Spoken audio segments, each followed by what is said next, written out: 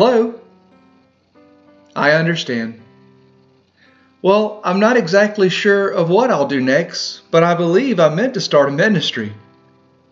Really? I couldn't believe what I was hearing. The HR manager transacting my removal was telling me about another that had been forced out. Part of me wanted to ask how many had been removed by their efforts for the darkness, but the rest of me wanted to paint my face in colors of war and find this person so I could... Well, that would have been my will. So I just listened quietly as my heart broke for those that had encountered this effort of darkness.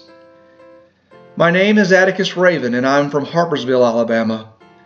I'm not a prophet, but instead a source of substance for those that God has blessed with a talent to engage and point our hearts back towards God. My deployment for God in this effort is to squawk until the ones that are capable will come out of their caves and engage as the body, doing His work in this world. I am nothing more than that of the dirty bird.